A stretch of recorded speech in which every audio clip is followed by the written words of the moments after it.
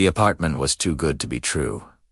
A rent-controlled two-bedroom in Brooklyn, high ceilings, original crown molding, and a landlord who didn't ask for references. I moved in on a gray November afternoon in 2023. The kind of day where the sky feels like a lid pressed down on the city. My name is Claire. I was 29, freshly divorced, and desperate for silence. The first night, I noticed the smell. Not rot, exactly.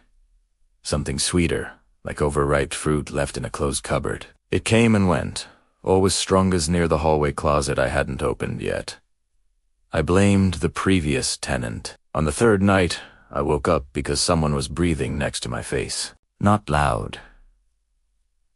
Just the soft, steady rhythm of another person asleep inches away. The room was empty. I turned on every light and drank coffee until sunrise. The breathing returned every night after that, always on my left side, always the same cadence. I started sleeping on the couch. Then I started sleeping with the lights on. Then I stopped sleeping. I finally opened the hallway closet on day 9. It was shallow, barely deep enough for coats. At the back was a small access panel I hadn't noticed before, about 2 feet square, painted the same eggshell white as the walls. When I pressed my ear to it, the breathing was louder, almost wet. I told myself it was pipes. That evening, the landlord texted, "Everything okay? Nothing else?" I wrote back yes. 10 minutes later, he replied, "Good. Some things are better left alone." I should have backed right then. Instead, I bought a cheap inspection camera, the kind with a snake cable and a little screen, and fed it through the gap around the panel. The footage was grainy, lit by the camera's weak LEDs.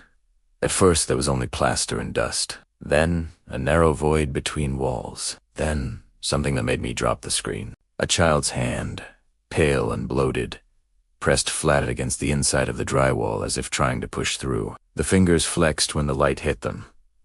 Slowly, deliberately.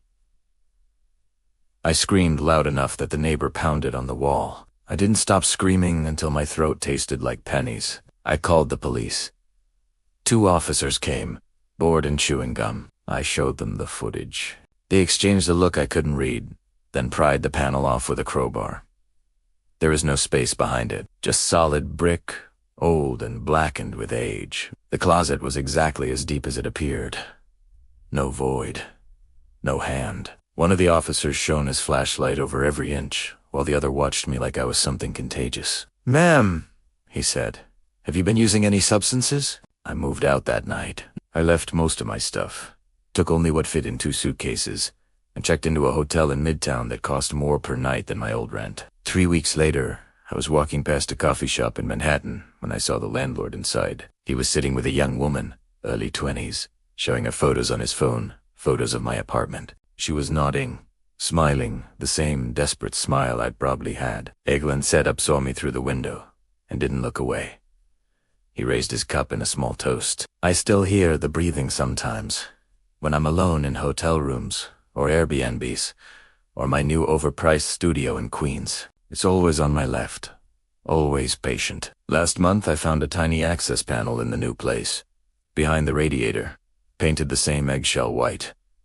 I haven't opened it. Some nights I lie awake and try to match my breathing to the rhythm I remember, just to see if it stops when I do. Eat, never dose.